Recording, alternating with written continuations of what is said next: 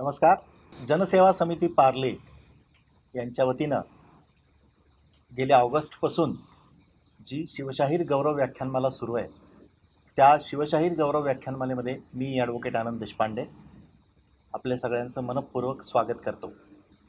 गेले काही महिने आपण स्वर्गीय बाबासाहेबांच्या विविध पैलूंच्यावरती विविध नामवंतांच्या प्रतिक्रिया, त्यांचे विचार आपण ऐकत आहोत. आज आपल्याबरोबर आहेत प्रसिद्ध अभिनेत्री, लेखिका, दिग्दर्शिका सौ मृणाल कुलकर्णी. खरं तर स्वर्गीय अप्पांचे आणि स्वर्गीय बाबासाहेबांचे घरचे संबंध लक्षात घेतले तर मृणाला बाबासाहेबांच्या घरचीच आहे. त्यामुळं एक अनौपचारिक स्वरूप गप्पांसारखं या सगळ्या याला राहणार आहे. तर मी पहिल्यांदा मृणाला अशी विनंती करतो की त्यांनी बाबासाहेबांच्याच एका साहित्यातल्या एका कवितेनी या आपल्या कार्यक्रमाची सुरुवात करावी. बाबासाहेबांच्या स्मृतीला वंदन करून आज मी या कार्यक्रमात मला सहभागी होता आलं याबद्दलचा आनंद, मनापासूनचा आनंद व्यक्त करते. बाबासाहेबांनी अनेक पिढ्यांवर आपल्या आधीच्या आणि नंतरच्या फार मोठे उपकार करून ठेवलेले आहेत. शिवप्रेमाचे संस्कार करून ठेवलेले आहेत आणि त्यांचं स्वतःचं व्यक्तित्व कसं शिवप्रेमाने भारलेलं होतं याचा प्रत्यय आपण सगळ्यांनी अनेकदा अनेक पद्धतीने घेतलेला आहे. पण या कवितेतून मला वाटतं की बाबासाहेबांना काय म्हणायचं आहे हे फार चांगलं व्यक्त होतं. बाबासाहेबांचीच कविता आहे. चंडिके दे, अंबिके दे, शारदे वरदान दे, रक्त दे मज स्वेद दे, तुझं अर्घ्य देण्या अश्रू दे, वादळासह प्रलय लाटा मज सभोवती उसळू दे, खांडवालित अग्नितांडव मांडवाया बिलगू दे, सोसण्याती आग शक्ती अन शिशूचे हास्य दे, चंडिके दे, अंबिके दे, शारदे वरदान दे, आहुतीचे मंत्र गाण्या मज शिबीची शक्ती दे, परिसतीची मुग्धता दे, हा देह भगवा होऊ दे, आगती भडकून उठण्या स्निग्धता अस्थिस दे, चंडिके दे, अंबिके दे, शारदे वरदान दे, तृप्त मी शिवशक्तीच्या गानात झालो शारदे, तृप्त मी शिवशक्तीच्या गानात झालो शारदे, मागणे काहीच नाही एवढे वरदान दे, मम चितेने यात्रिकांची वाट क्षणभर उजळू दे, चंडिके दे, अंबिके दे, शारदे वरदान दे. मला वाटतं बाबासाहेबांच्या मनातली जी इच्छा होती आणि ज्यासाठी त्यांनी आयुष्यभर आपल्या शरीराचा, मनाचा, व्यक्तित्वाचा कण आणि कण उधळून दिला, ती सगळी त्यांची इच्छा या कवितेमधनं आपल्याला जाणवते, ती आपल्याला भिडते आणि बाबासाहेब किती उत्तम रीतीने व्यक्त होतात. खरंच तुझ्या तोंडून आत्ता ती कविता ऐकताना एवढी वर्ष आपण दोघंही बाबासाहेबांच्या सहवासात आहोत, पण आत्ता अगदी मनापासून म्हणायचं तर बाबासाहेब आत्ता गेल्यानंतर मला आत्ता त्यातल्या ज्या दोन ओळी मृणालनी म्हणल्या की मम चितेने यात्रिकांची वाट क्षणभर उजळू दे, ते इतकं अपील झालं की परवाच त्यांच्या निर्वाणानंतर आज पुढच्या पिढीला त्यांनी देऊन ठेवलेलं जे साहित्य आहे किंवा साहित्यरूपी एकूणच तो सगळा जो वटवृक्ष आहे ज्याची चर्चा आम्ही आज करणार आहोत, तर त्या याच्यामध्ये या दोन ओळींच्यामध्ये बाबासाहेबांनी ते सगळं सांगून ठेवलं की मम चितेने यात्रिकांची म्हणजे शिवयात्रिकांची वाट क्षणभर उजळू दे. क्या बात आहे. आपण थोडंसं मागं जाऊयात. मला असं थोडंसं विचारायचं आहे की मी सुरुवातीलाच म्हटलं की आपण अनौपचारिक गप्पा मारणार आहोत. तुला तळेगावचं घर आठवतं? हो. आणि त्या तळेगावच्या घरात बाबासाहेब कधी आलेत आणि आप्पा आणि बाबासाहेब बोलतायत आणि तू तिथं आहेस आणि त्यांच्या गप्पा ऐकल्यात आप्पांच्या मांडीवर बसून वगैरे, असं कधी आठवतंय का काही? हो, अनेकदा असं झालेलं मला आठवतं आहे. तळेगावच्या घरात तर झाल्याचं आठवतंच आहे, पण त्यापेक्षा जास्ती जिथे मी वाढले त्या पर्वतीच्या आमच्या घरामध्ये जास्त झालं. कारण बाबासाहेबांचा पुरंदरेवाडा हं. आणि आमचं पर्वतीतलं घर जिथे मी लहानपणी राहिले ते खूप जवळ होतं. त्यामुळे आप्पा पुण्यामध्ये आले आणि बाबा पुण्यात असले की हमखास त्यांची आमच्या घरी भेट व्हायची आणि त्यांच्या गप्पा ऐकणं हा एक फार अप्रतिम अनुभव असायचा. आणि मग आप्पांनी हिंडून फिरून गोळा केलेल्या वेगवेगळ्या गोष्टी ते बाबासाहेबांना दाखवायचे. बाबासाहेब कुठे काय घडलं, कुठे गेले होते आणि नवीन काय पाहिलं ते सगळं त्यांना सांगायचे. आणि त्या दोघांच्या अशा काही गप्पा रंगायच्या ना, की असं वाटायचं हे काय बोलतायत दोघं आणि हे काय चाललंय. आणि नवीन काय पाहिलं ते सगळं त्यांना सांगायचे. आणि त्या दोघांच्या अशा काही गप्पा रंगायच्या ना, की असं वाटायचं हे काय बोलतायत दोघं आणि हे काय चाललंय. तो एक अलौकिक असा सोहळा असायचा असं मला वाटतं. खरंच. आणि म्हणजे ते ज्ञानेश्वरांनी म्हटलंय ना, "ये हृदयीचे ते हृदय." हां. ते त्या दोघांनाच संपूर्णतः कळायचं ते काय बोलतायत. म्हणजे आम्हाला ती मजा यायची ऐकायला. मी तर खूपच लहान होते तेव्हा. पण कोणत्या वाटेने कुठे गेलं आणि मग कोणत्या किल्ल्यावर कोणत्या टोकावर काय झालं वगैरे हे त्या दोघांना जसं समजायचं तसं अर्थातच बाकी कोणाला समजू शकत नाही. पण ते ऐकणं ही एक अपूर्वाई होती आमच्यासाठी. अ, तपशिलात जर आपण गेलो ना म्हणाल तर आपल्या जन्माच्या जवळजवळ 10-11 वर्ष आधी 57 साली शिवचरित्र प्रकाशित झालं. हो. आणि आपण असं समजून चालू आहेत की आपण 20व्या वर्षी ते साधारण 87 किंवा 88च्या दरम्यान आपण पहिल्यांदा ते वाचलं असेल. तर या निमित्ताने आता आपण दोघंच बोलतोय म्हणून मला बाबासाहेबांची एक आठवण खूप छान जी सगळ्यांना माहिती असेल किंवा माहीत नसेल पण ती मला आत्ता शेअर करावीशी वाटते आहे. 93 साली मी बाबासाहेबांची आकाशवाणीच्या आर्काईव्हसाठी एक मुलाखत घेतली आणि ती मुलाखत जवळजवळ 5.5 तास चालली होती आमची दोघांची. तर मी त्यांना असं म्हणालो की 57ला जे शिवचरित्र प्रकाशित झालं ते तुम्ही लिहायला कधी घेतलं होतं. तर मला त्या दिवशी असं म्हणाले की अगदी खरं सांगू. मी म्हटलं हो अगदीच खरं सांगायचं. तर मला म्हणले मी संपूर्ण शिवचरित्र 11 वेळेला लिहिलं. बापरे! हां.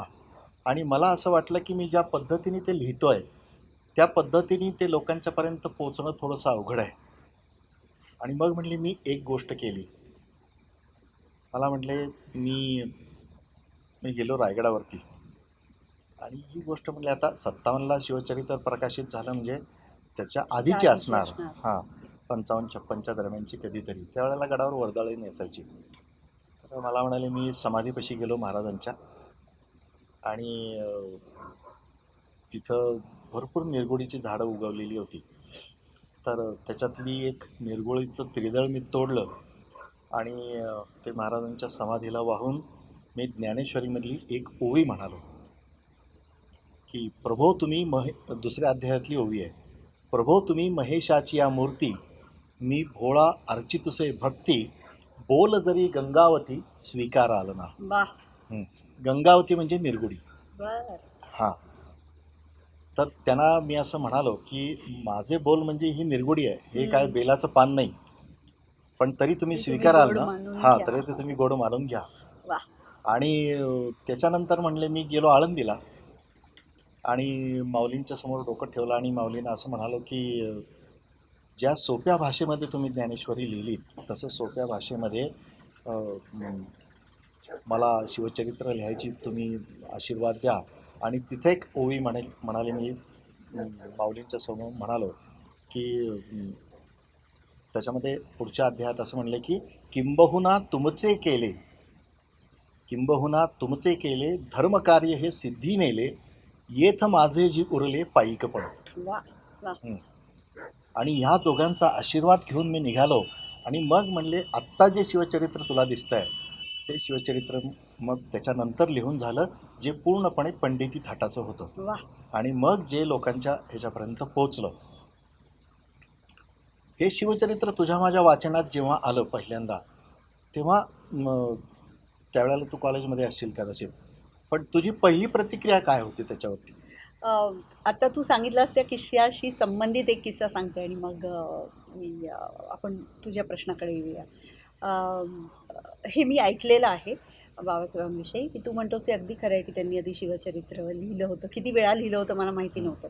पण अगदी सुरुवातीला बाबासाहेब एकता हो. मासिकासाठी लिहायचे हं, आणि ती त्यांची फार इच्छा होती की शिवचरित्र त्यांनी लिहावं. हं. आणि मग त्यांनी खूप संदर्भ इकडनं तिकडनं गोळा करून आणि अत्यंत मनपूर्वकतेने अ, शिवचरित्र लिहायला सुरुवात केली. पण त्याचं एक प्रकरण झालं, 2 झाली, 4 झाली, 5 झाली, तरी त्याच्यावर कोणाची काही प्रतिक्रिया येईना. ओके. आणि त्यांना समजेना की मी एवढं अप्रतिम लिहितो आहे आणि एवढं इंग्रजीत आपण ज्याला ऑथेंटिक म्हणतो हं. तसं मी इतका प्रयत्न करून, इतका संशोधन करून लिहितो आहे. पण लोकांच्या याला प्रतिक्रिया कशा येत नाही. तेव्हा ते संपादकांकडे गेले आणि म्हणाले की "काय असं होतंय? असं हं, काय येत नाही?" एकही प्रतिक्रिया नाही. म्हणजे हं. तेव्हा एकदा मासिक हे प्रचंड लोकप्रिय हो. असं मासिक होतं आणि काही हजारांमध्ये त्याचे वर्गणीदार होते. तर त्यांच्यापैकी कुणालाही हे आवडत नाही आहे का, मी जे काही लिहितोय ते? आणि असं कसं होईल? हं, शिवाजी महाराजांवरचं मी हं, त्यांचं चरित्र हं, लिहितोय आणि तेही कसं काय कोणाला आवडत नाही. तर संपादक म्हणाले, की "काही प्रॉब्लेम नाही, तुम्ही लिहा.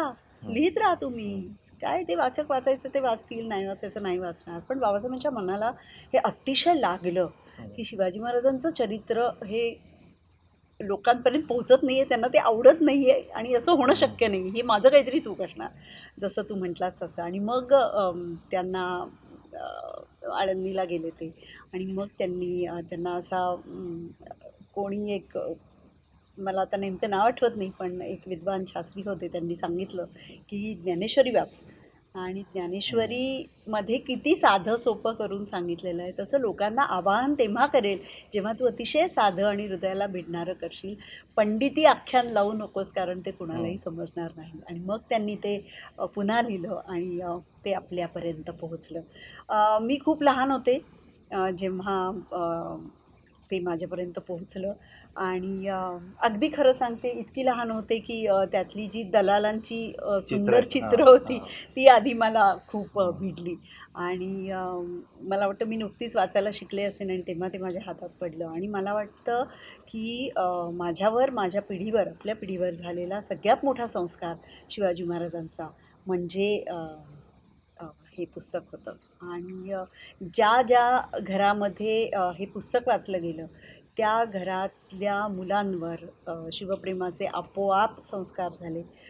ही काय चीज होती आणि आपण आज महाराष्ट्रामध्ये सुखाने नांदतो आहोत ते कशामुळे, कोणामुळे आणि त्या माणसाने आपल्यासाठी काय केलं आहे?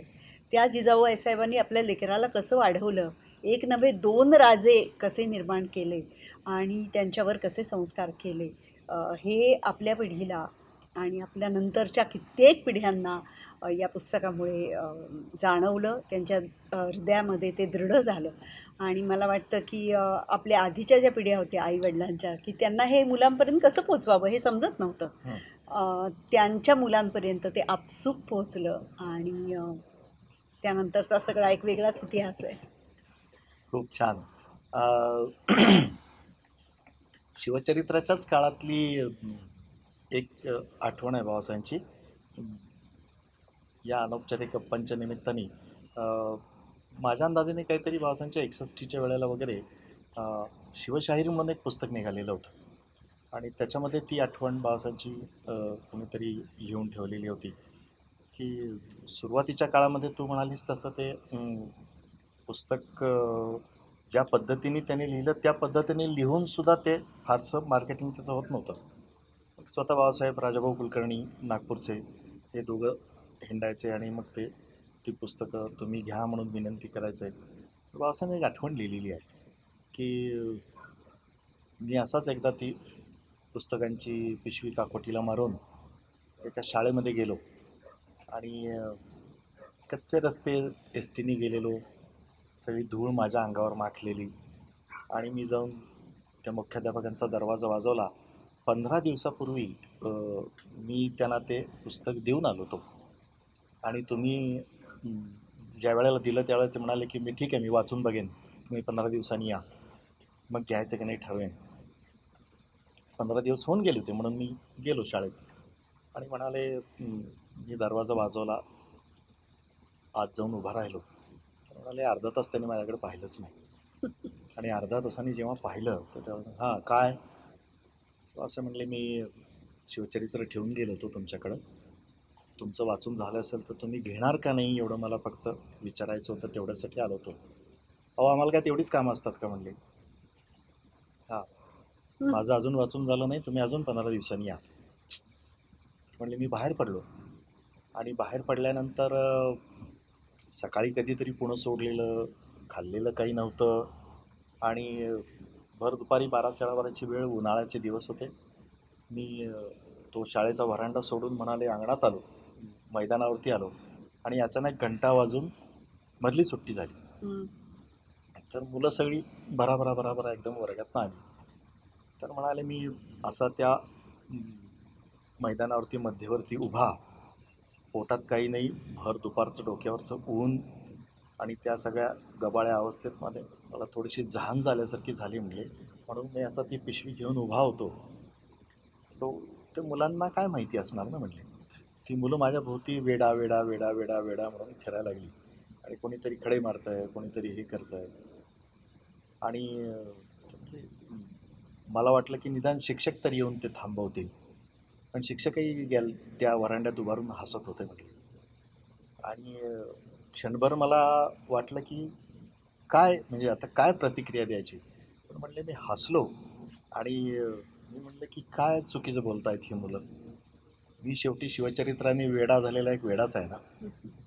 आणि मग त्याच्यानंतरचं ते प्रसिद्ध वाक्य आहे की वेड लागल्याशिवाय इतिहास घडत नाही वा आणि वेडी माणसंच इतिहास घडवतात. वा.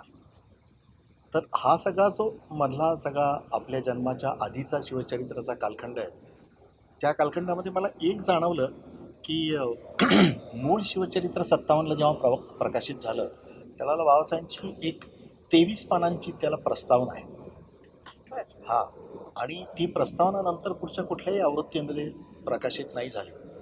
तर त्या प्रस्तावनेमध्ये त्या शिवचरित्राचं तू आत्ता बोलताना खूप छान म्हणालीस की आपल्या पिढीला किंवा आपल्या आईवडिलांच्या पिढीला शिवचरित्र आपल्यापर्यंत कसं पोचवायचं आणि जिजाऊ आईसाहेबांनी शिवाजी महाराजांना कसं तयार केलं, ही कसं सांगायचा हा एक मोठा प्रश्न होता. तर ती प्रस्तावना आणि तुझ्या प्रतिक्रियेवरती मी छोटंसं त्याला एक ॲड असं करीन की शिवचरित्र वाचल्यानंतर लक्षात येते की म्हणजे शिवजन्मानंतरच्या काळापेक्षा शिवपूर्व काळ बाबासाहेबांनी खूप छान लिहिला आहे. आणि ज्या परिस्थितीतनं शिवाजी महाराजांचं नेतृत्व आणि व्यक्तिमत्व उभं राहिलं, ती परिस्थिती किती भयान होती आणि त्या भयान परिस्थितीमधनं एक 16 वर्षाचा मुलगा उभा राहतो आणि हे सगळं मी बदलेन म्हणतो, हे त्या कालखंडामध्ये किती अवघड होतं. हो. हे मग नंतरच्या शिवचरित्रामध्ये आपल्याला पटायला म्हणजे लागलं. कसं ना की आपण कुठल्याही कलाकृतीला म्हणतो ना, एक पार्श्वभूमी उभी करणं फार महत्त्वाचं असतं. आणि कदाचित शिवाजी महाराजांबद्दल आपल्याला औरंगजेब माहिती असणार, म्हणजे औरंगजेबाची ती घटना माहिती असेल, आग्र्याहून सुटका माहिती असेल, पण काय पार्श्वभूमीवर शिवाजी महाराजांचं असणं आणि तो उदय होणं अशा व्यक्तिमत्वाचा, हे कोणत्या पार्श्वभूमीवर घडलं हे सांगणं फार महत्त्वाचं होतं. म्हणजे 12व्या शतकापासून जे शिवाजी महाराजांच्या जन्मापर्यंत चाललेलं होतं महाराष्ट्रामध्ये आणि एकंदरच मराठी माणसांच्या आयुष्यामध्ये जी धुळधाण उडालेली होती, त्याचं अत्यंत विदारक असं चित्र बाबासाहेबांनी उभं केलं. आणि ते मला आठवतं, अजून माझ्या अंगावर शहारा येतो आजही, की जेव्हा मी पहिल्यांदा व्याख्यानमाला ऐकली होती तेव्हा बाबासाहेब त्याचं जे काही वर्णन करायचे की तो स्त्रियांचे आक्रोश आणि मग ते त्यांना कसं पळवलं जायचं आणि कधी लूट येईल, कधी धाड पडेल आणि कधी आपला प्रदेश बळकावला जाईल असं लोकांच्या मनामध्ये सतत भीती असायची.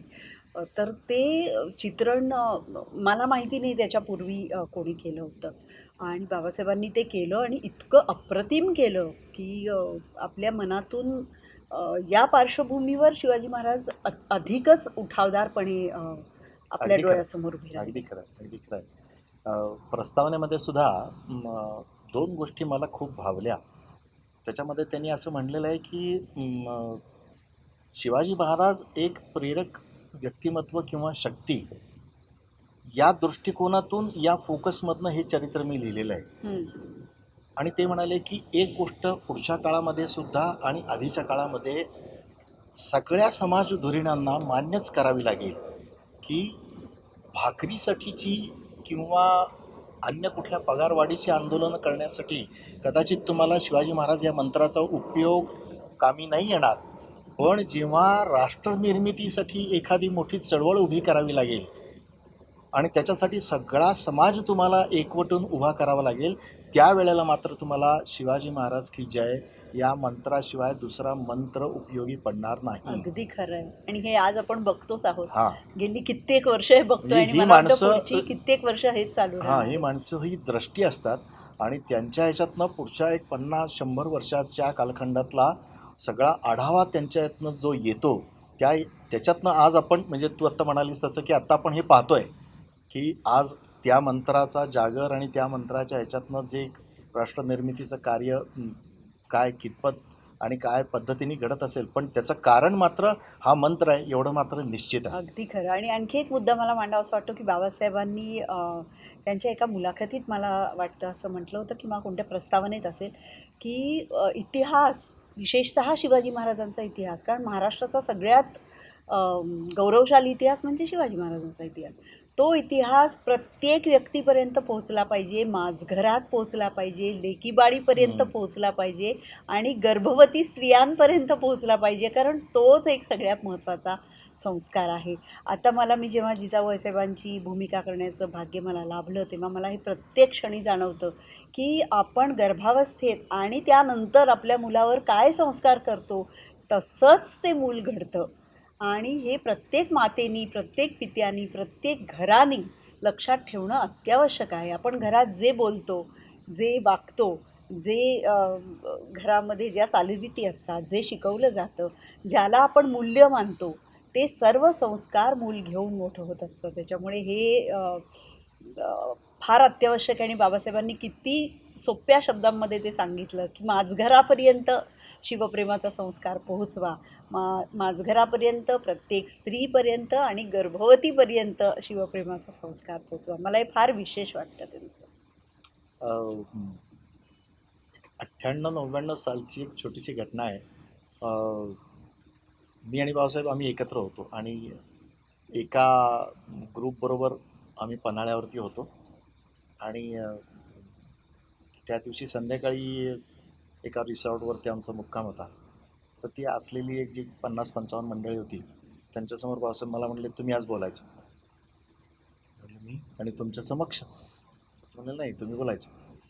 तर मी आपलं माझ्या पद्धतीने जे काय तोडकं मोडकं बोलायचं ते बोलत. त्याच्यामध्ये मी म्हणताना असं म्हणालो होतो की असं काय होतं की आपले पहिले सगळी मुलं गेलेली असताना सुद्धा शेवटचं राहिलेलं मूलसुद्धा जिजाऊसाहेबांनी स्वतःच्या वैयक्तिक किंवा कौटुंबिक अत्याचाराच्या संबंधात नाही, पण समाजाच्या अत्याचाराच्या विरोधात त्यावेळेला उभं केलं की हे तू निस्तरलं पाहिजेस, ह्याच्यासाठी तू उभं राहिलं पाहिजेस, हे तू दुरुस्त केलं पाहिजेस.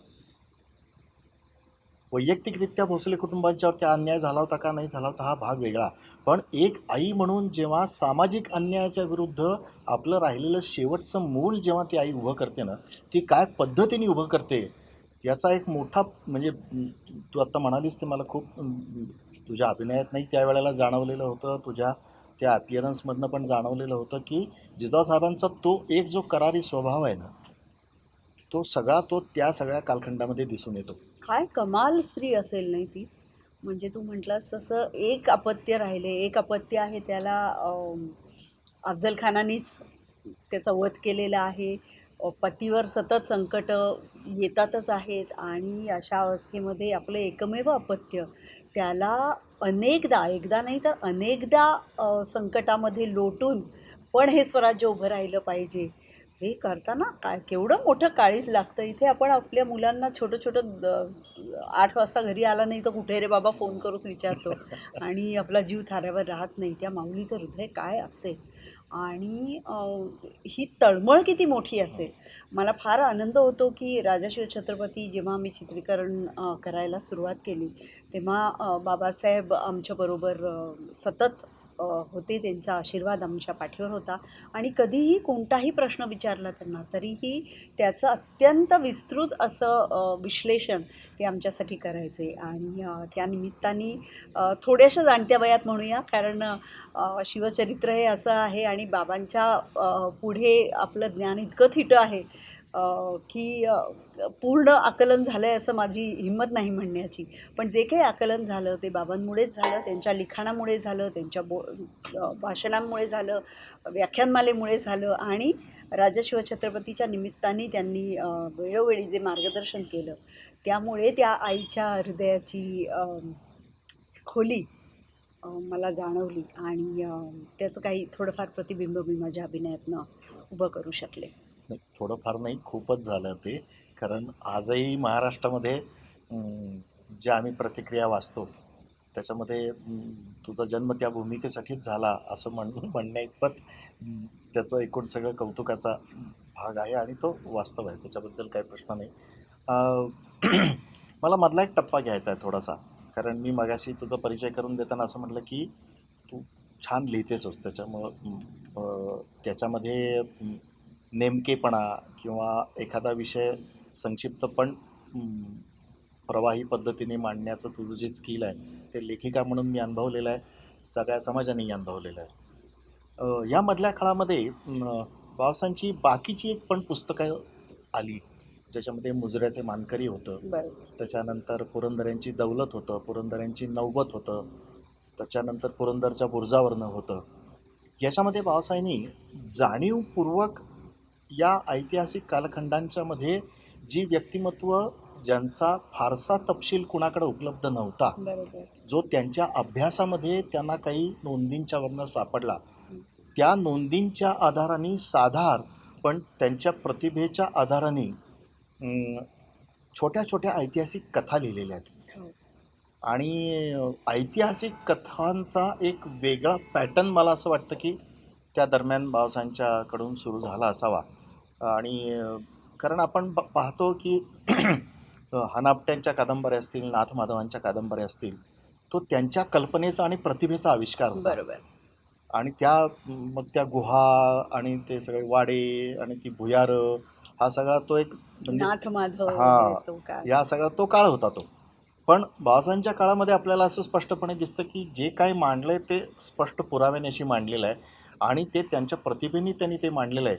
तर त्या एकूण त्या म्हणजे ज्या झाकोळल्या गेलेल्या म्हणूयात किंवा प्रकाशात न आलेल्या म्हणूयात, अशा व्यक्तिमत्वांच्या बद्दल जे बाबासाहेबांनी लिहिलेलं आहे त्याच्याबद्दल तुला ते वाचल्यानंतर काय वाटतं?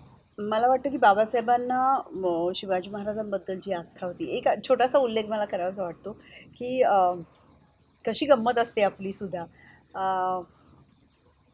महाराष्ट्र सोडून म्हणजे त्या भागाला त्या महापुरुषाचं आकर्षण असणं हे स्वाभाविक गोष्ट आहे. आपल्या सगळ्यांना शिवाजी महाराजांबद्दल आकर्षण असणं स्वाभाविक आहे. पण आपण पृथ्वीराज चौहान यांच्याबद्दल जर बोलत असू, हो. महाराणा पृथ्वीराज चौहान, तर पटकन आपण तो पृथ्वीराज चौहान असं म्हणतो. आणि माझा असा दाट संशय आहे की बाबासाहेबांनी शिवचरित्र लिहिण्यापूर्वी आणि त्याचे जाहीर व्याख्यानमाला सुरू करण्यापूर्वी शिवाजी महाराजांबद्दल जे बोललं जात होतं, ज्या पद्धतीने बोललं जात होतं, बाबासाहेबांच्या नंतर शिवाजी महाराजांचा कधीही एकेरी उल्लेख कोणीही केलेला मला तरी आठवत नाही. माझ्या आधी आता आपल्या जन्माच्या आधी काय घडलं आपल्याला माहिती नाही, पण त्यानंतर मात्र तो अत्यंत आदरपूर्वक असा केलेला उल्लेख हा बाबासाहेबांमुळे सुरू झाला असं म्हणतात. आणि मला ते अगदी 100% खरं वाटतं. 100% खरं आहे. आणि केवळ शिवाजी महाराजच नाही तर स्वराज्यासाठी इतर अनेक लोकांचे हातभार लागलेले होते. अर्थातच हे त्यांच्या इतकं कोण जाणू शकणार.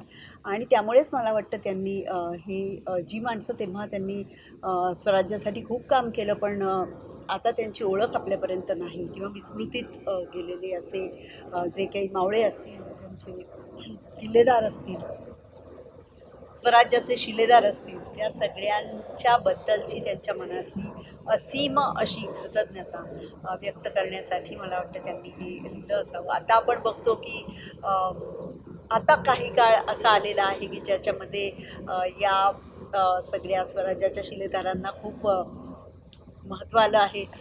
मालिकांमधून असेल, चित्रपटांमधून असेल, तर त्यांचे गोडवे आज आपण गातो आहोत. अनेक पद्धतीचा इतिहाससुद्धा हळूहळू आता बाहेर यायला सुरुवात झाली. पण हे सगळं करण्यासाठी स्फूर्ती आपल्याला बाबासाहेबांकडनं मिळालेली आहे. म्हणजे आता हे जे दिग्पाल लांजेकर चित्रपट करतोय, मग तो फर्जंद असेल, आपण दोघंही त्याच्याशी संबंधित आहोत.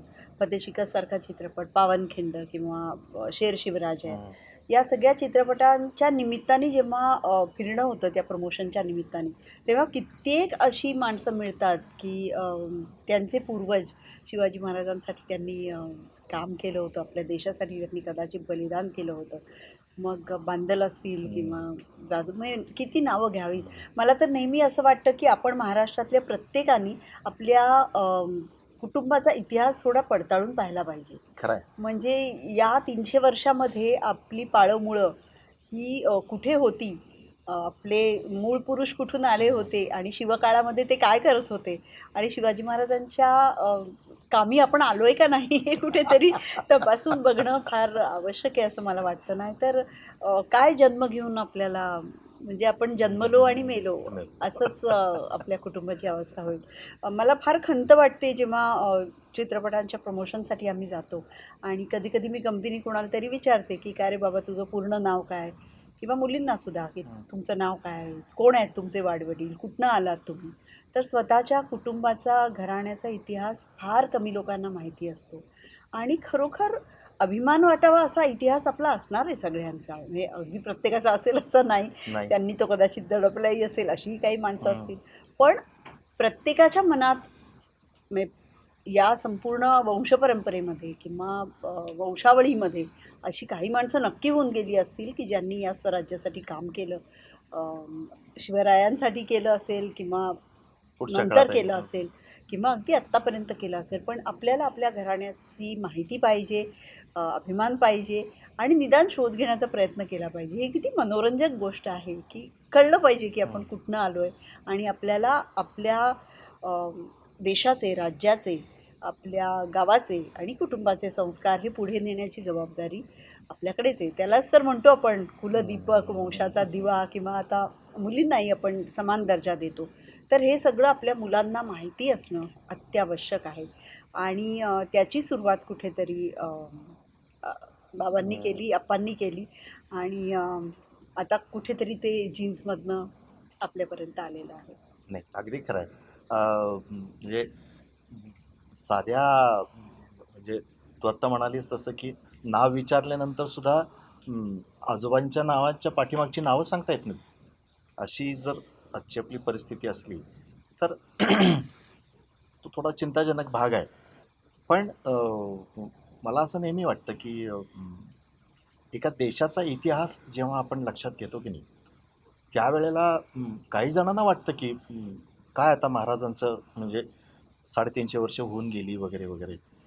पण एका देशाचा इतिहास जेव्हा आपण इतिहासाचा विद्यार्थी म्हणून पाहतो, त्यावेळेला आपल्या असं लक्षात येतं की 350 वर्ष म्हणजे काहीच नाहीत. अक्षरशः म्हणजे भीमबेटक्याच्या गुहांचा शोध ज्या वेळेला वाकणकरांना लागला आणि त्या भीमबेटक्यांच्या मध्य प्रदेशातल्या गुहांच्या मधली जी चित्र आहेत, ती चित्र 35,000 वर्षांपूर्वीची निघाली.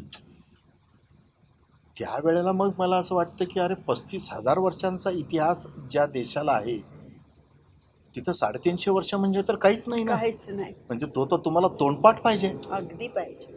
आणि हा इतिहास सत्यस्वरूपात मुलांच्या आणि पुढच्या पिढ्यांच्या पर्यंत कसा पोहोचेल यासाठी सुद्धा मला वाटतं आपण सगळ्यांनी या ना त्या मार्गाने प्रयत्न केला पाहिजे आणि याचंच प्रोत्साहन कुठेतरी आपल्याला बाबासाहेबांच्या लेखनातून मिळालेलं आहे.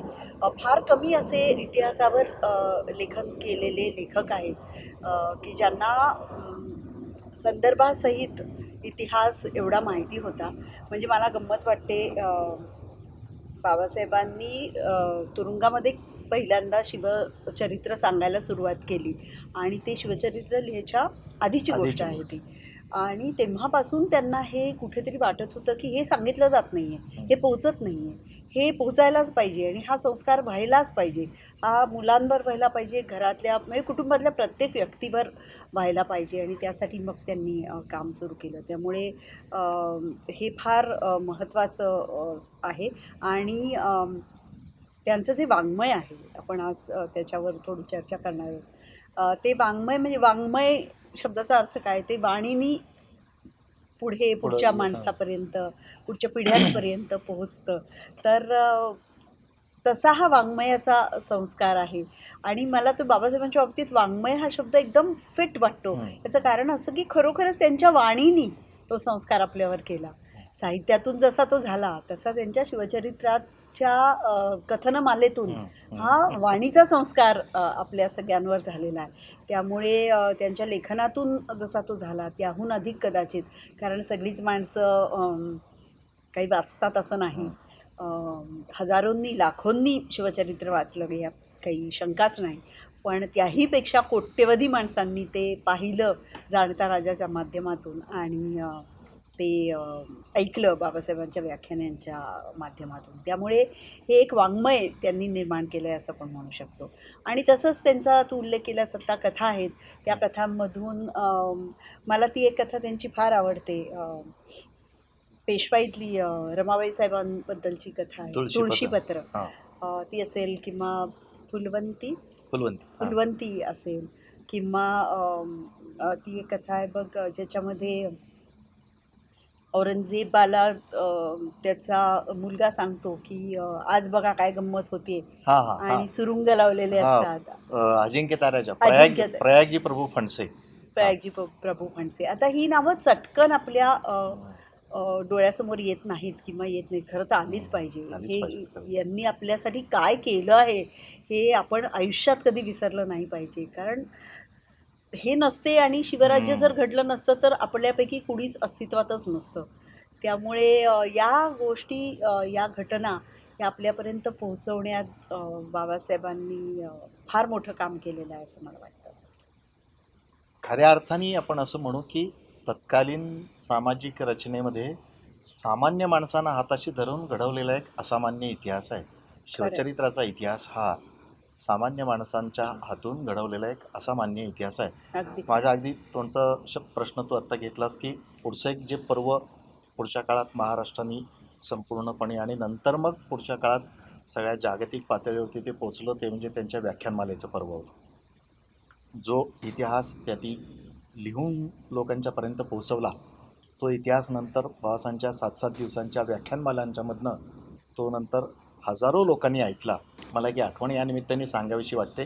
बेळगावला आमचे जाणता राजाचे प्रयोग होते आणि ते प्रयोग ज्या मैदानावरती होते ते बेळगाव जिमखान्याचं जे ग्राउंड होतं ते ग्राउंड एवढं प्रचंड मोठं आहे की जाणता राजाचा सेट, त्यांच्या पुढची 7,000 प्रेक्षकांची बसायची व्यवस्था, पाठीमागची कलाकारांची व्यवस्था, हे सगळं त्या मैदानाच्या 1/4 भागामध्ये मावलेलं होतं.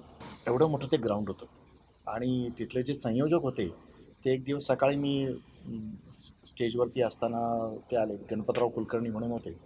ते माझ्या खांद्यावर हात टाकून मला घेऊन गेले आणि त्यांनी एक आठवण सांगितली.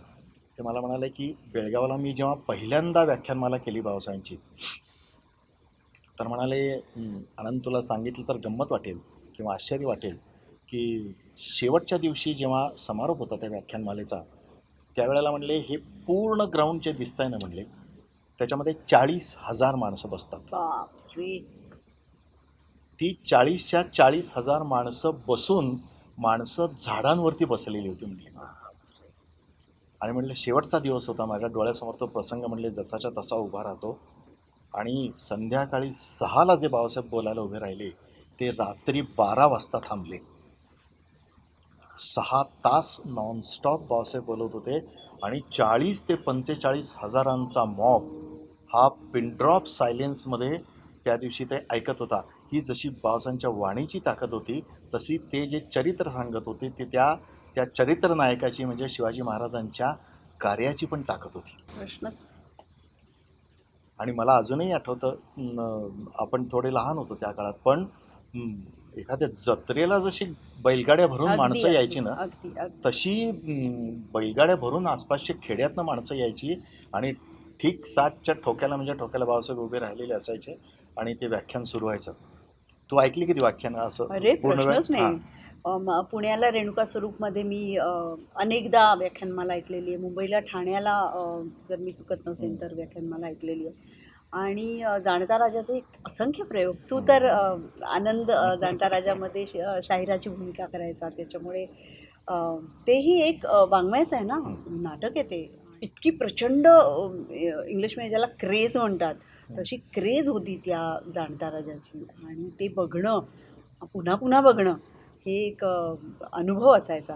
आणि मला वाटतं बाबासाहेब असं अनेकदा म्हणायचे की ते म्हणतात ना, राम तुम्हारा नाम स्वयं ही काव्य आहे, की मी कोई काही कवी विशेष बन जाए करत सहज नाही. संभाव्य आहे. हां, तर मी कवी बनलो त्याच्यात काही विशेष नाही आहे, की तुम्ही आहातच असे.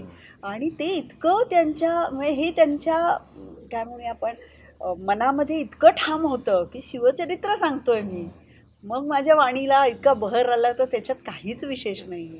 तू आत्ता उल्लेख केलास आणि मला आता अर्थात आजचा विषय माझा नाही, तुझा आहे, पण तरीसुद्धा मला ते थोडासा मोह होतं ते की या सगळ्या 1001 प्रयोगांच्यामध्ये जवळजवळ 275 प्रयोग मी शाहीर केला. बाप रे, हं. वा. आणि तो 3 तास तो सगळं करत असताना आम्ही सगळे म्हणजे सगळे शाहिरातले जे शाहिरी फडातली मंडळी आहेत ती एका गोष्टीची वाट बघत असायची, आणि तो म्हणजे तो सिंहगडचा पोवाडा. बाप रे, हां, काय तो जो एक अप्रतिम व्हायचा पावणे तो. 2 मिनिटाचा तो जो पोवाडा आहे त्याच्यासाठी आम्ही असे सगळे शक्ती टिकवून असायचो की तो पोवाडा नाचायचा. आणि वैयक्तिक माझ्यासाठी एक प्रसंग, आणि मी त्या प्रसंगाची कायम वाट पाहत असायचो. तो प्रसंग म्हणजे राज्याभिषेकाची तयारी सुरू झाल्यानंतर त्या कुलोपाध्यायांनी सांगितलं की आता तुम्ही घरातले सगळे जे मोठे आहेत त्यांच्या पाया पडून या, म्हणून हे सगळेजण शिवाजी महाराज, सोयराबाई साहेब आणि संभाजीराजे जिजाऊ साहेबांच्या पाया पडायला जातात, असा तो प्रसंग आहे.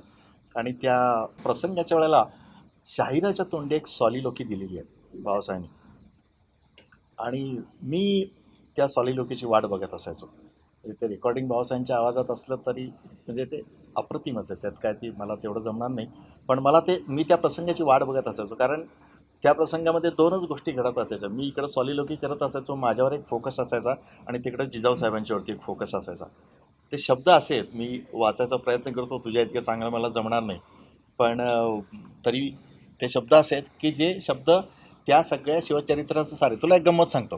बाबासाहेबांशी बोलताना आणि बाबासाहेबांची मुलाखत घेत असताना मला एकदा बाबासाहेब असं म्हणाले की तुम्हाला माहिती आहे काय म्हणाले. मी म्हटलं काय. तर ते म्हटले जाणता राजा हे नावच नव्हतं आपल्या नाटकाचं पूर्वी. बर. म्हटलं अर्थात मला माहीत असंच काही कारण नाही. नाटक सुरू झालं 85ला, मी 88मध्ये त्याच्यामध्ये आलो. मी म्हटलं मग काय होतं. तर ते म्हणाले खरं तर ते नाटक शिवाजी महाराजांच्यावरचं नाही, ते नाटक आहे जिजाऊ साहेबांच्यावरचं. आणि त्याचं माझ्या डोक्यातलं नाव होतं म्हणले याचसाठी केला होता अट्टहास. अरे बाबा.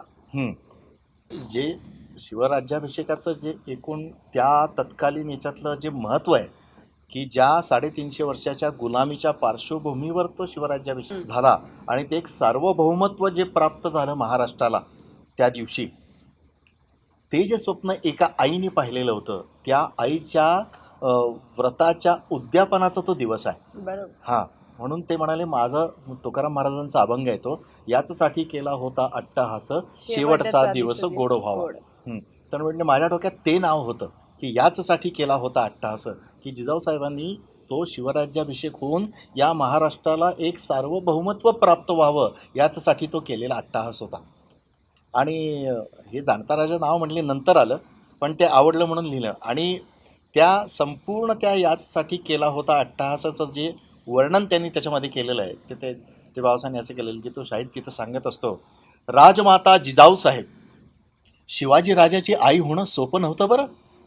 ते राजमाता पण एकदा शिवाजी राजाला जन्म देऊन संपत नव्हतं, साजरं होत नव्हतं. आयुष्यभर शिवाजी राजा मृत्यूची लपंडाव खेळत होता. प्रत्येक संकटातून सुटताना राजाचा जणू पुनर्जन्मच होत होता, आणि त्या प्रत्येक पुनर्जन्माच्या भयंकर प्रसूती वेदना सहन कराव्या लागत होत्या जिजाऊ साहेबांना. न कणता न विव्हळता त्यांनी शिवाला लहानपणी मातीचे डोंगर किल्ले म्हणून खेळायला करून दिले. आता त्या मातीच्या ढिगांचा रायगड झाला होता. आऊसाहेबांच्या अंगाई गीतांचे आणि उपदेशांचे आज वेदमंत्र झाले होते. आऊसाहेबांच्या अश्रूच्या आज सप्तगंगा झाल्या होत्या. त्यांचा शिवबा आज सिंहासनाधीश्वर महाराजाधिराज छत्रपती होत होता. आऊसाहेबांनी याचसाठी केला होता अट्टहास. वा वा वा, मला माहित नव्हतं. इतकं ते म्हणजे मी त्या ह्याच्यासाठी इतका धडपडायचो, म्हणजे त्या ह्याच्यासाठी की अर्थात आणि शाहीरच नायक होता त्या हो, अगदी पूर्ण खरं, नाट्याचा. अगदी खरं, अगदी खरं. म्हणजे आणि तोच कहाणी ती सांगत होता, त्याच्या तोंडून ती कहाणी सांगितलेली आहे. आणि हे किती छान प्रतीक आहे ना. म्हणजे त्यांनाही शिवशाहीर असं म्हटलेलं आवडायचं. आणि त्यांच्या लेखनामध्ये त्यांनी असं म्हणून ठेवलेलं आहे की इतिहास संशोधक मंडळात काम करायचे आणि त्यामुळे ते नोंदी आणि संदर्भ ते ह्याची अत्यंत आवड आणि जाण आणि अभ्यासही करायला मिळाला आणि आवडीचाच अभ्यास. त्याच्यामुळे तो त्यांनी मनापासून केला असणार याविषयी शंकाच नाही. त्यामुळे त्यांच्या लेखनातसुद्धा आपल्याला त्याचं प्रतिबिंब दिसतं. म्हणजे ती केवळ कल्पनाविलास नाही येतो, तर त्याला नोंदी आहेत, तपशील आहेत, संदर्भ आहेत. ते खाली अनेक ठिकाणी दिलेले पण आहेत त्यांनी. मला वाटतं की छोट्या छोट्या कथासुद्धा आहेत त्यांच्या. त्या कथांच्या शेवटीसुद्धा हे संदर्भ कुठून त्यांनी घेतलेले आहेत हे याचे उल्लेख केलेले आहेत. या निमित्ताने मला आप्पांची आठवण आल्याशिवाय राहत नाही. मी एक छोटंसं तुला उदाहरण देतो आप्पांचं. आप्पांनी एका ठिकाणी असं लिहिलेलं आहे की अर्थात तुलाही माहीत आहे, मलाही माहीत आहे की कादंबरीमय शिवकाल या 5 कादंबऱ्या बाबासाहेबांनी आप्पांच्याकडनं हट्ट करून लिहून घेतल्या आणि तो एक सगळा शिवकालीन सामाजिक याचा एक अख्खा सगळा काळ आप्पांनी त्याच्यामध्ये उभं केलं. आणि आज खऱ्या अर्थाने म्हणजे बाबासाहेबांची त्याची पण प्रस्तावना खूप छान आहे, तुला माहिती आहे. त्याच्यात बाबासाहेबांनी असं म्हणलेलं आहे की छत्रपती शिवाजी महाराज हे या कादंबरीचे नायक नाहीतच. हां, तो काळ शिवकालीन परिस्थिती ही या कादंबऱ्यांची नायिका आहे आणि शिवकालीन इतिहास हा या कादंबऱ्यांचा नायक आहे. फार सुंदर म्हणलं आपण. पण मला इथे एक उदाहरण आप्पांचं द्यायचं. त्याच्यात त्यांनी असं म्हणलेलं आहे की बखरी हा एक ऐतिहासिक दृष्टिकोनातून असलेला खूप मोठा साहित्यिक पुरावा आहे. त्याच्यामध्ये काही समकालीन आहेत, काही उत्तरकालीन आहेत, काही कोणाच्या सांगण्यावरनं लिहिलेले आहेत. पण त्या लिहित असताना तत्कालीन त्या लिहिणाऱ्याचा आणि त्या कालखंडाचा जो एक प्रभाव होता तो त्या बखरींच्यावरती आपल्याला दिसून येतो. या सगळ्या बखरींचा अभ्यास करून आप्पा असं म्हणतात की या सगळ्या बखरींचा अभ्यास करून राजा शिवछत्रपती ही एक साधार बखर बाबांनी लिहिली. क्या बात.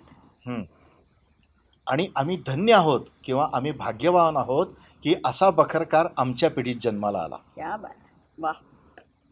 म्हणजे आप्पांनी सुद्धा त्याचं इतकं छान वर्णन केलेलं आहे त्या सगळ्या बाबासाहेबांचं. किती छान गोष्ट आहे ना ही. समकालीन ते दोघे जण आणि दोघांचंही प्रेम एक, दोघांचंही वेड एक, दोघांनीही त्यापायी आपलं आयुष्य पुष्कळसं खर्च केलं. आप्पा हे मला वाटतं प्युअर साहित्यिक म्हणता येतील.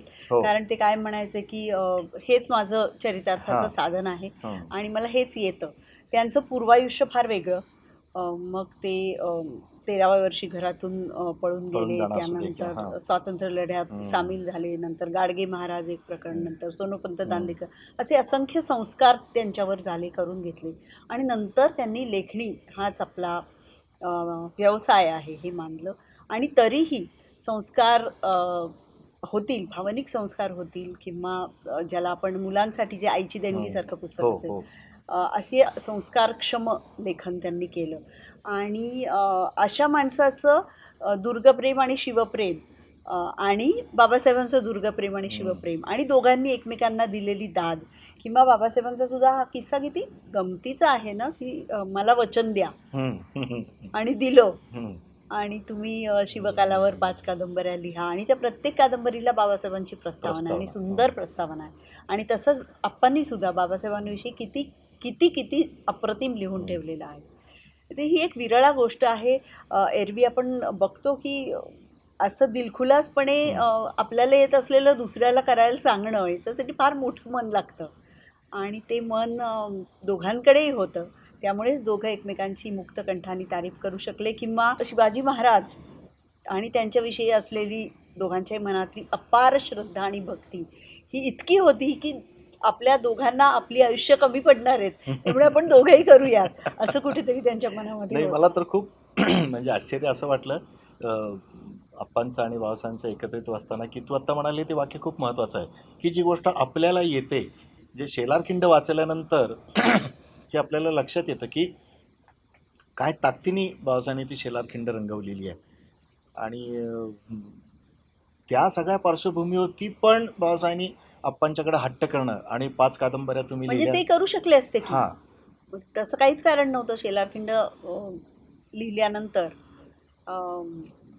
अप्पांकडे हट्ट करण्याचं किंवा आता ते मला त्याच्या सण नेमके माहिती नाहीत की आधी त्या कादंबऱ्या आहेत की आधी शेलारखिंड आहे.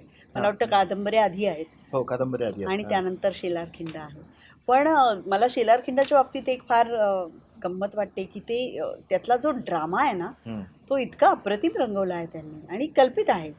म्हणजे एक त्यांना कुठेतरी संदर्भ मिळाला की एक असा डोंबारी होता आणि त्यांनी असं काही पराक्रम केला होता.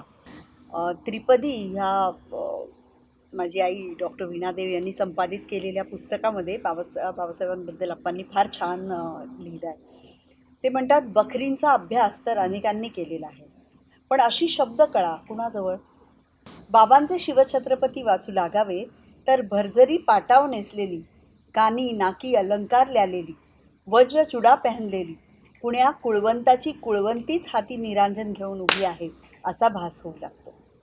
बाबाने अवघ्या बखरी वाचले आहेत, अवघे शिवचरित्र साहित्य साक्षेपानी पदरमोड करून धांडोळले आहे आणि मग एक नवी लखलखीत तेजांनी पुंजाळलेली सप्रमाण बखरच लिहिली आहे. धन्य आमची पिढी की तिच्या बाबासारखा बखरकार जन्माला आला. त्रिपदी या पुस्तकामध्ये बाबासाहेब पुरंदरे यांच्यावर गोनीदा अप्पांनी लिहिलेलं. किती अप्रतिम दाद आहे ही. खरं. एक आठवण खूप छान आहे, म्हणजे ती मी बाबासाहेबांच्याकडनंच ऐकलेली होती. आणि आप्पा त्यावेळेला साहित्य संमेलनाचे अध्यक्ष झालेले होते आणि त्या साहित्य संमेलनासाठी आप्पांना जायचं होतं आणि त्याच्या आधीच्या काहीतरी 2 दिवसामध्ये हे दोघंजणं एका कुठल्या तरी किल्ल्यावर गेलेले होते. ते परवा दिवशी का दुसऱ्या दिवशी काहीतरी त्यांना आप्पांना निघायचं होतं म्हणून हे दोघंजणं परत निघाले. त्या किल्ल्यावरनं खाली आले, उतरले. त्यावेळेला कुठल्या म्हणजे एवढ्या गाड्यांच्या फ्रिक्वेन्सीज नव्हत्या, काही नव्हत्या. पण हे आपले काय, हे विजारी तन नेहरू शर्टात, आप्पा धोत्रात आणि बंडीत, आणि हे आपले येणाऱ्या जाणाऱ्या गाड्यांना हात करतायत, कोणी थांबेच ना. एक ट्रक थांबला आणि तो ट्रक थांबल्यानंतर बाबासाहेबांनी विचारलं की आम्ही बसू का, आम्हाला पुण्याला जायचं आहे. तर म्हणला इथं तर काही जागा नाही आहे. ते ट्रक पूर्वी छोट्या केबिनचे असायचे ना. हां. तर तो म्हणला इथं तर काही जागा नाही आहे, मागं उभा राहत असला तर उभा राहा. ते म्हणाले उभा राहतो. आणि जेव्हा हे मागं वर चढून बाबासाहेबांनी बघितलं त्यावेळेला आत अशा सगळ्या ओळीत पुढं 4, मग मध्ये एक दांडकं, मग 4 अशा म्हशी बांधलेल्या होत्या. आणि त्यांच्या मागं तो ट्रकचा जो एक फळका असतो, ज्याला फळकाच म्हणतात खरं, त्या मागं बांधलेल्या म्हशीच्या आणि त्या फळक्याच्यामध्ये 1-1.5 फुटाची जागा होती. तिथं हे दोघंजण उभे राहिले. आणि मग आप्पांनी एका ठिकाणी असं लिहून ठेवलेलं आहे की आम्हाला काय त्याचं काय घेणं देणं नव्हतं. आम्ही जे काय किल्ला बघून आलेलो होतो त्याच्या तपशिलासंबंधी आमच्या चर्चा चाललेल्या होत्या. त्या म्हशी शेण टाकत होत्या, मूत्रविसर्जन करत होत्या, ते आमच्या अंगावर उडत होतं. आणि थोड्या वेळाने काय 1-2 तासांनी पुन्हा आल्यानंतर आम्ही जेव्हा उतरलो त्या ट्रकमधनं, तर दोघंही आम्ही पाहण्यासारखे झालेले होतो. एक प्रथितयश इतिहासकार आणि एक साहित्य संमेलनाचा अध्यक्ष, असे दोघं जण ते सगळं अंगावर शिंतोडे घेऊन छानपणे गप्पा मारत घरी आलो. मगाशी तू म्हटलास ते किती खरं आहे ना की हे वेडच लागलेलं आहे. म्हणजे कसं घरच्यांनी या दोघांना एक्सेप्ट केलं असेल, मला काही फार गंमत वाटते या गोष्टीची. नाही, पण एक गोष्ट आपल्याला मान्य करावी लागेल की दोघांच्याही साहित्यामधनं म्हणजे आप्पांच्याबद्दल बाबासाहेब नेहमी म्हणायचे आणि आप्पा गेल्यानंतर बाबासाहेबांनी हे लिहून ठेवलेलं आहे त्यांच्यामध्ये की बाबासाहेबांनी असं म्हटलेलं आहे की आप्पांच्या हृदयाची वाट फक्त मला एकट्याला माहिती होती. वा. हं. आणि ती जी वाट होती ती शिवाजी महाराजांच्यापासून सुरू व्हायची आणि ज्ञानेश्वरांच्यापर्यंत संपायची. क्या बात. आता हे दोघांनी एकमेकांच्या विषयी बोलणं आहे आणि दोघांनी एकमेकांच्या विषयी सांगणं आहे, हे त्या दोघांच्या मधलं अद्वैत आहे. आणखीन एक छोटीशी गंमत आहे, ते आपण दोघं आहोत म्हणून मी शेअर करतो. एकदा मी, आई म्हणजे डॉक्टर वीणादेव आणि बाबा डॉक्टर विजयदेव असे आम्ही तिघंजणं बोलत होतो. आणि तसे हे दोघं हट्टी पण होते खूप. हां. त्यांचे काही काही गमती जमती चालायच्या त्यांच्या. मग काही रुसायचे, काही काही काळ अबोला असायचा, काही असायचा. तर मग आम्ही असे गप्पा मारत बसलेलो होतो. आता मी पण बाबासाहेबांच्या बरोबर 33 वर्ष होतो. आपल्या घराबरोबर मी 22 वर्ष आहे आता. त्यामुळं ह्या गप्पा आम्ही आलो की अशा चालायच्या. तर बाबा एक वाक्य बोलून गेले त्या दिवशी. तर आम्ही असे बोलत असताना आई एक त्या दोघांच्यामधली घटना सांगत होती आणि ती म्हणत होती की आप्पा असं बोलले, मग बाबा असं बोलले, मग आप्पा असं बोलले. तर बाबा असं पटकन म्हणाले की वीणा बाकी काही असू दे, पण आपण त्याच्यात लक्ष घालू नये. तर आई म्हणाली का? तर बाबा असं पटकन म्हणून गेले की अगं ती 2 नक्षत्र आहेत. वा. हां. आणि ती नक्षत्रांमधली भांडणं आहेत. क्या बात. हां. क्या बात. ती आपण खालनं पाहायची असतात. आपण नाही जायचं मध्ये त्याच्यात. अगदी हं. अगदी अप्रतिम. मला या निमित्ताने एक माझी वैयक्तिक आठवण खूप सांगावीशी वाटते. राजा शिवछत्रपती जेव्हा आम्ही शूट करत होतो तेव्हा आम्ही त्याची सुरुवातच फ्लॅशबॅकनी होती. हां. आणि आज राज्याभिषेक होणार आहे आणि तो सूर्योदय झालेला आहे आणि नगारखान्यातून सगळे प्रचंड गर्दी उसळलेली आहे रायगडावर आणि नगारखान्यातून प्रवेश करतायत जिजाऊ साहेब आणि शिवाजी महाराज. हा सीन चित्रित होणार होता आणि कॅमेरा इकडे असल्यामुळे इकडच्या साईडला जो सभामंडप होता की जिथे ॲक्च्युअल राज्याभिषेक होणार होता तिथे सगळे मंत्री संत्री आणि आमदार खासदार आणि राजकारणी आणि असे सगळे बाबासाहेब पुरंदरे बरेच कलाकार उपस्थित होते जे त्या सीनमध्ये नव्हते आणि ते सगळे बसले होते आणि आमचं इकडे चित्रीकरण सुरू झालं आणि हत्ती घोडे आणि ढोल नगारे आणि ते सगळं वाजत होतं. म्हणजे अक्षरशः त्या दिवशी वातावरण असं होतं की हा असाच घडला असणार आहे राज्याभिषेक. आणि अमोल आणि मी आधी काही सीन्स चित्रित केले होते तरी मुहूर्त आम्ही त्याचा नंतर केला आणि ते करत असताना अमोल आणि मी आम्ही चालत येतो आणि अमोल माझा हात हातात धरतो आणि आम्हाला दोघांनाही हे सतत आठवत होतं आप्पांच्या हे तो श्रींची इच्छामधला तो जो प्रसंग आहे की त्या दोघांना काय काय आठवत असेल तेव्हा. त्यांना आठवत असेल की स्वराज्यासाठी किती लोकांनी बलिदान केलेलं आहे. त्या सगळ्या माणसांची त्यांना आठवण येत असेल. म्हणजे हे स्वराज्य हे फक्त त्या दोघांचं नव्हतंच. त्यासाठी कामी आलेले किंवा तिथे उपस्थित असलेले ज्यांनी अंगावर वार झेललेले आहेत, ज्यांनी स्वतःच्या घरातले कित्येक मुलगे दिलेले आहेत स्वराज्यासाठी, त्या प्रत्येकाची आठवण त्या दोघांना त्या क्षणी येत असतील. आणि अगदी खरं सांगते की एवढ्या मोठ्या प्रमाणात ते शूटिंग होतं की असं त्या क्षणाबद्दल काही आम्हाला सांगितलं गेलं नव्हतं की असं करा आणि तसं करा. पण मी आणि अमोल त्या सगळ्या वातावरणाने एवढे भारले गेलो होतो की त्या शॉटपुरतं आम्ही विसरून गेलो आम्ही कोण आहोत.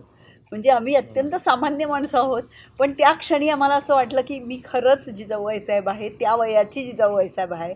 आणि माझ्या मनात काय काय कल्लोळ तेव्हा उसळले असतील ते सगळं मला माणूस म्हणून मला होत होतं आणि त्याला ते समजत होतं शिवाजी महाराज आणि त्या मायलेकरांच्या मनात जे चालू होतं ते आम्हाला असं एकत्रितरित्या जाणवलं आणि माझ्या डोळ्यातनं घळा घळा घळा पाणी यायला लागलं.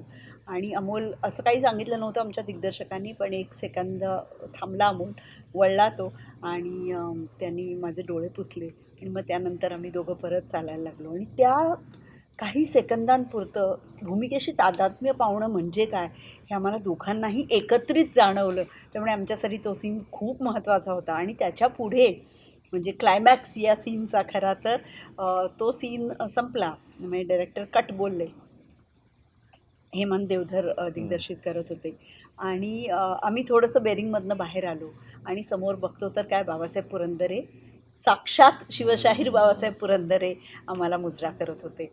आणि मला समजेना की आता काय करावं. बाकी कोण होतं तिथे, कोण नव्हतं, आम्हाला काही फरक पडत नव्हता. पण बाबासाहेबांनी आपल्याला वा म्हटलं आणि मुजरा म्हणजे काय झालं, या माणसांनी असं म्हणणं आपल्याला ही किती मोठी गोष्ट आहे. त्यानंतर मी बाबासाहेबांजवळ गेले. बाबासाहेबांनी माझा हात घट्ट धरला आणि मला म्हणाले की मला माहिती आहे आता तुला कोणाची आठवण येते. मला पण आप्पांचीच आठवण येते. म्हणजे तो केवळ आमचा दोघांचा मोमेंट होता. केवळ बाबांचा आणि माझा. म्हणजे त्यांना काय म्हणायचं होतं हे मलाच कळू शकलं आणि मीही ती भूमिका खरोखरच बाबासाहेब मार्गदर्शन करायला होतेच. सतत त्यांचा हात माझ्या पाठीवर होता. पण ती भूमिका कुठेतरी मी माझ्या आप्पांसाठी केली होती. आणि त्या क्षणी मला अत्यंत तीव्रतेने त्यांची आठवण येणं अत्यंत स्वाभाविक होतं. आणि बाबासाहेबांनी ते बरोबर ओळखलं की आपल्या या नातीला आता त्यांची आठवण नक्की येत असणार. वेळेची खरं मर्यादा आहे. पण मी पण एक आठवण शेअर करतो आणि मग आपण शेवटाकडे वळूयात.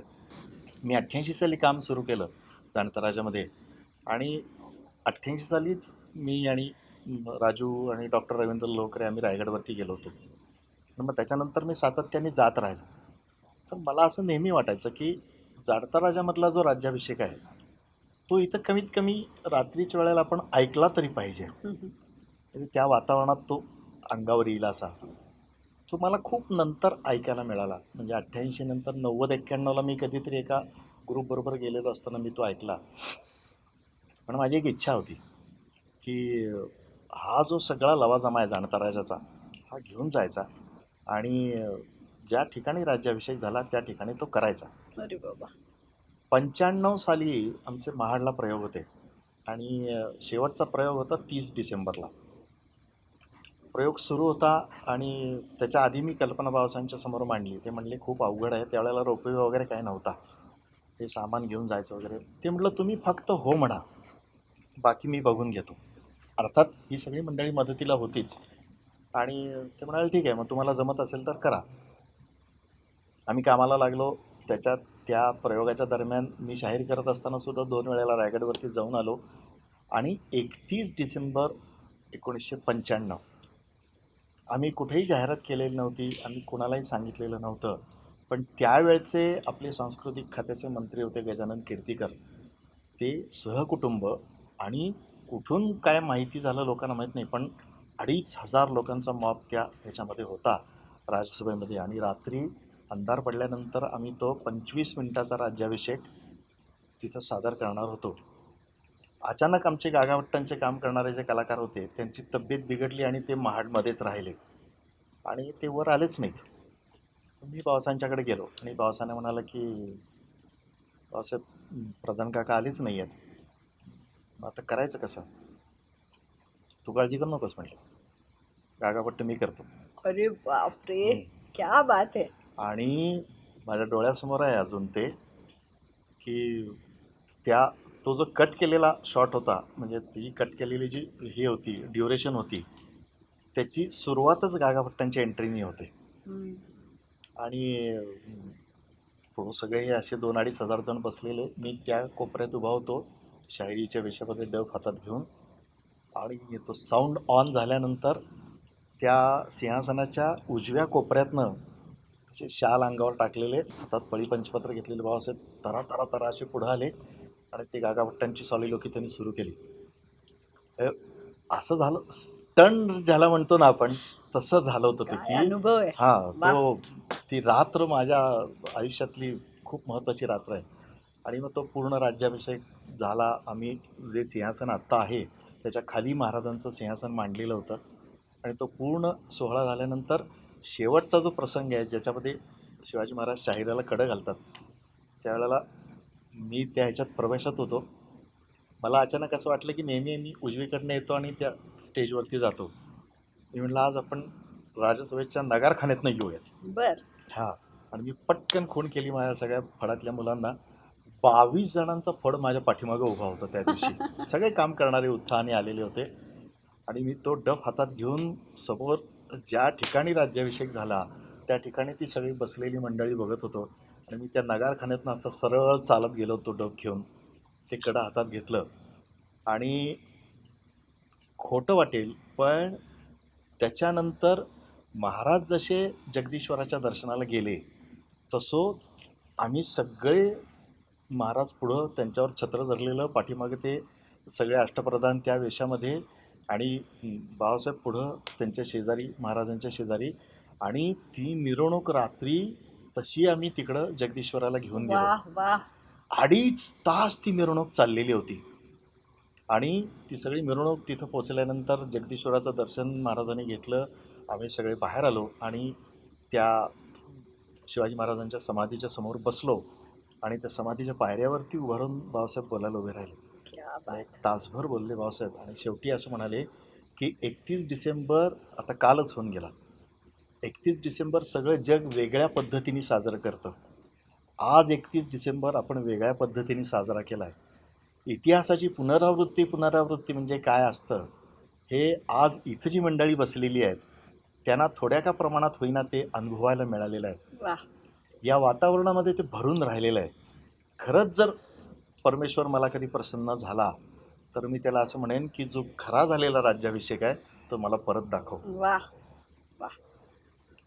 तर असे खूप विषय आहेत, खूप गप्पा मारण्यासारखे विषय आहेत. फक्त शेवटच्या प्रश्नाकडे मी आता वळतो की तू आता लेखिका आहेस, गेली जवळजवळ 35-40 वर्ष तू अभिनेत्री म्हणून काम करते आहेस.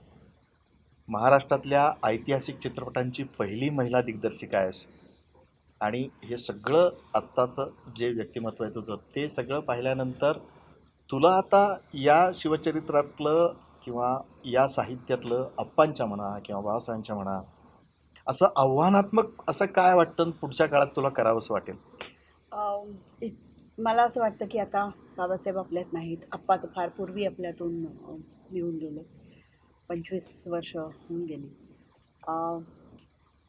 या दोघांनी जे काम केलं ना, बाबासाहेबांनी तर 100पर्यंत ते काम केलं. मला असा कोणताही प्रसंग ऐकिवात नाही माझ्या की माणूस त्यांच्याकडे गेला, इतिहासाशी संबंधित असलेला कोणताही माणूस, लहान असेल मोठा असेल, थोडं काम केलेला, लेखक असेल, दिग्दर्शक असेल किंवा कोणीही, आणि त्या माणसाला बाबासाहेबांनी विन्मुख पाठवलेला आहे. इतिहासाचा काय म्हणूया आपण, प्रत्येक जण आणखी काहीतरी पुंजी घेऊनच त्या घरातून कायम बाहेर पडलेला आहे आणि इतिहासाचं प्रेम हे सतत त्यांनी तेवत ठेवलेलं आहे, जागं ठेवलेलं आहे. तर कुठेतरी आपली सगळ्यांची ती जबाबदारी आहे.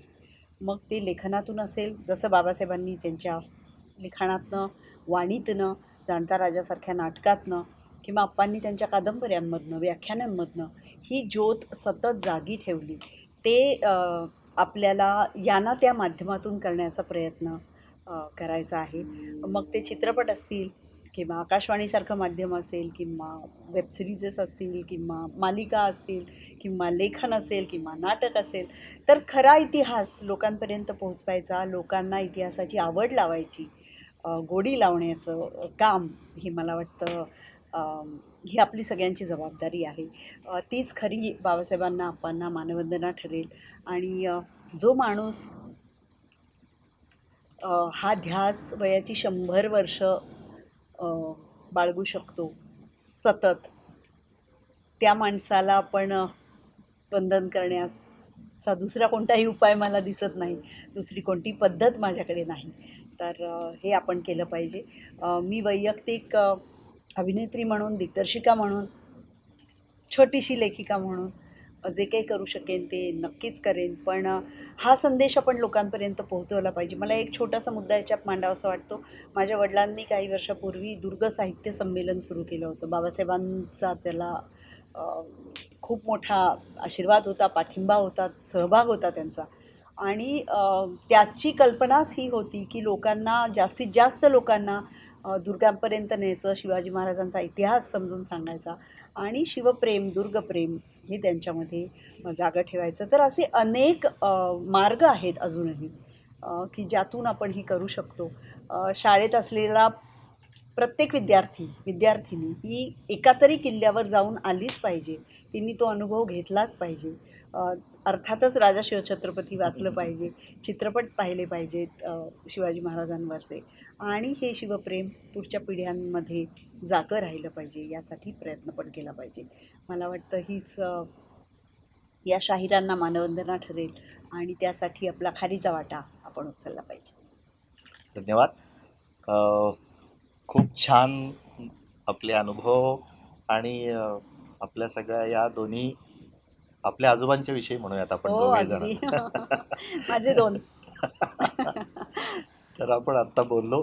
मला या निमित्ताने सगळ्याच हा कार्यक्रम पाहणाऱ्यांना अशी विनंती करायची आहे, जसे आपण आपल्या आत्ता मृणालनी म्हणल्यासारखं आपल्या पूर्वजांचे वारस आहोत, तसेच आपण या आपल्या महाराष्ट्राच्या इतिहासाचे पण औरस वारस आहोत. त्यामुळं हा इतिहास पुढच्या पिढ्यांच्यापर्यंत पोहोचवणं ही आपली नैतिक जबाबदारी आहे. आणि ती जबाबदारी आपल्या आपल्या पद्धतीने, आपल्या आपल्या मकदुराप्रमाणे आणि आपल्या आपल्या ताकदीप्रमाणे आपण ही पुढच्या काळामध्ये केली पाहिजे.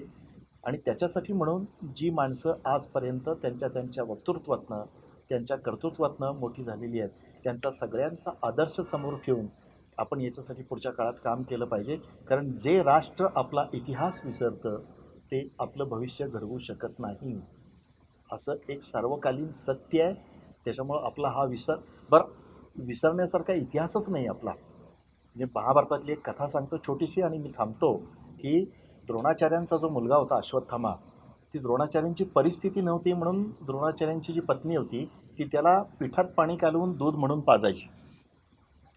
आपला इतिहास पिठात पाणी कालवलेला इतिहास नाही आहे. आपलं हे जे आहे ना, हे सकस निरसं गाईचं दूध आहे. वा. आणि हे लोकांच्यापर्यंत पोहोचवणं ही आपली जबाबदारी आहे. आपल्याला पिठात पाणी कालवून पाजायचं नाही आहे. तर हे निरसं दूध आपण आपल्या इतिहासाचं जर पुढच्या पिढ्यांच्यापर्यंत पोचवू शकलो तर पुढच्या पिढ्या सशक्त आणि या पुढच्या सगळ्या कालखंडाला तोंड देणाऱ्या तयार होतील, असं मला मनापासून वाटतं. या निमित्ताने जनसेवा समितीच्या वतीने मी मृणाल त्यांचे आभार मानतो. त्यांनी आपला वेळ काढून या सगळ्या चर्चेमध्ये आज त्यांची मतं व्यक्त केली आणि आम्ही खूप छान गप्पा मारल्या. या निमित्ताने आम्ही बऱ्याच दिवसांनी या विषयावरती, आमच्या आवडत्या विषयावरती बोललो. त्याबद्दल आपल्या सगळ्यांचे आणि त्यांचे आभार मानतो. आनंद, मला इथे जनसेवा समितीचा विशेष आदराने उल्लेख करावा असं वाटतो की अशा एका अत्यंत महत्त्वाच्या विषयावरची मालिका त्यांनी चालू ठेवलेली आहे आणि अनेक अंगांनी बाबासाहेबांविषयी बोलणं शक्य आहे. आणि त्यानिमित्ताने वेगवेगळे वक्ते इथे आले आणि त्या सगळ्यांनी बाबासाहेबांच्या स्मृती जागवल्या, त्यांच्याविषयी, त्यांच्या लिखाणाविषयी, त्यांच्या व्यक्तित्वाविषयी, त्यांच्या वक्तृत्वाविषयी आपल्यापर्यंत अनेक आठवणी पोहोचवल्या. त्यामुळे जनसेवा समितीची पण मी खूप खूप ऋणी आहे. धन्यवाद.